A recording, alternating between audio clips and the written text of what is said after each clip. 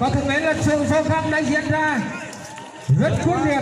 Có lẽ đây là trận đấu đầu tiên của buổi sáng ngày hôm nay. Hai võ sĩ sâu thăm cống hiến cho tất cả là khán giả của chúng ta là trận đấu hay nhất.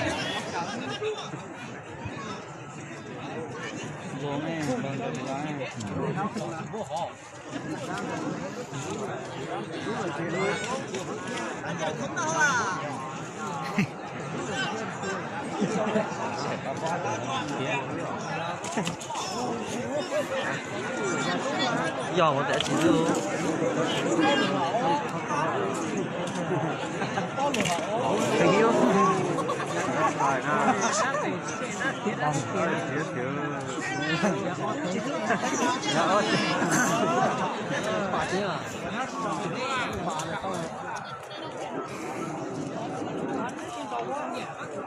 Luôn thì Tết đắt chuyển đồ nào à?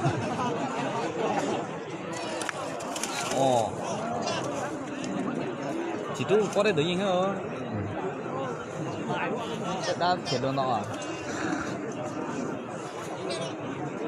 Móc một tuần anh giờ nó xài to nó xài to dư địa xài to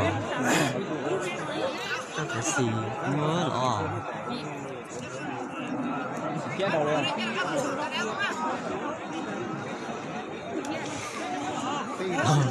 anh chả xét xì dư cho thế nào cho nào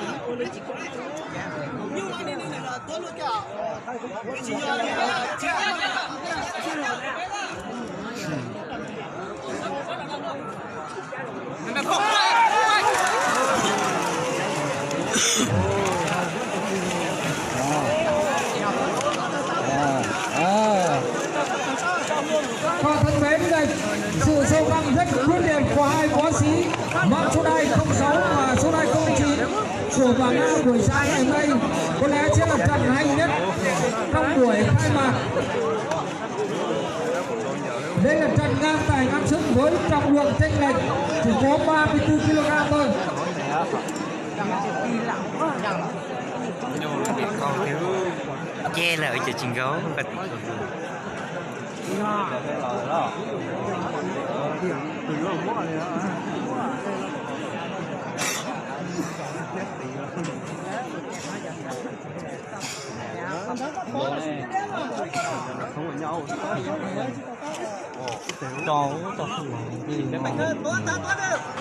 chặt sẽ có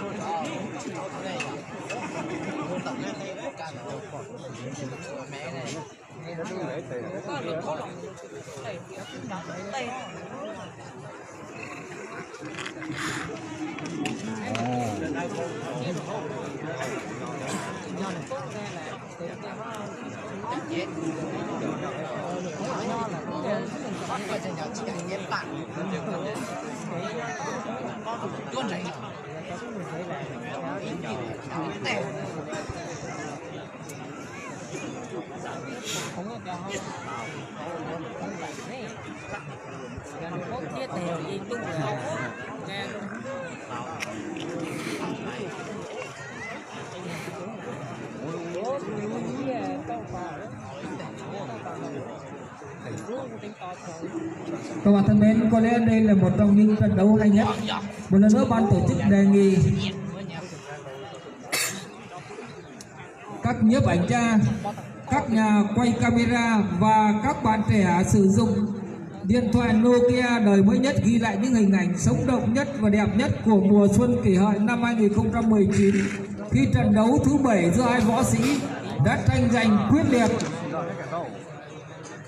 Hiện nay tất cả các bạn trẻ đang sử dụng điện thoại Nokia đời mới nhất, đang tập trung toàn bộ ống kính cho trận giao đấu giữa hai võ sĩ mang số đai 06 và số đai 09 của bảng A buổi sáng ngày hôm nay.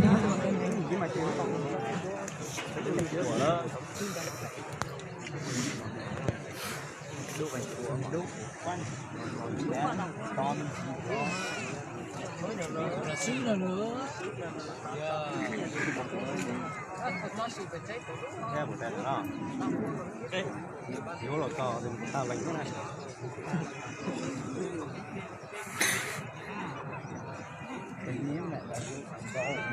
Đâu đó.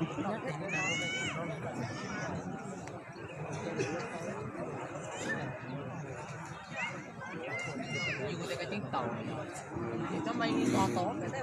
Luộc kẹo đó. Rồi nó thử ra hết đâu à? Phía trong nước đó hả? Nhà đó. Bé là không có đâu nữa.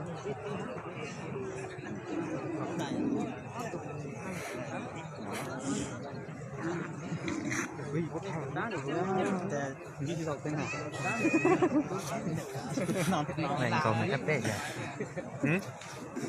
Cái bể chèn có đó. Chèn.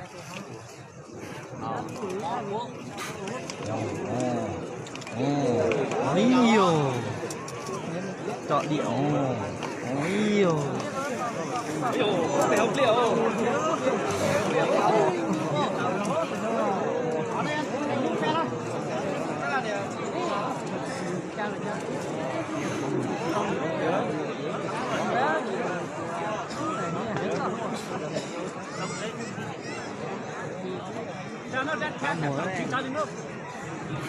Cảm ơn điện.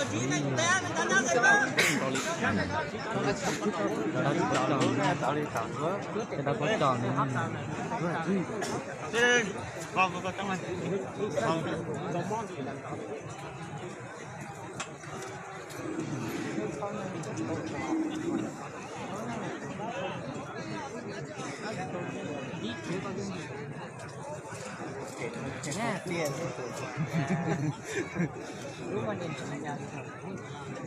Thâu mà. Bây giờ thâu hả?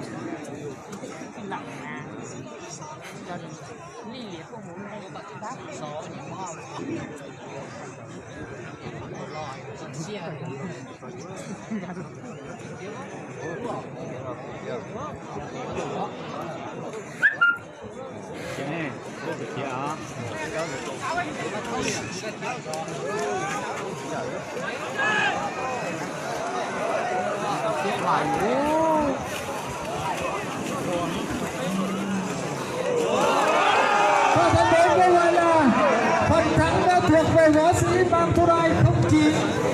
Và thân mến, sau một thời gian là số găng quyết liệt, võ sĩ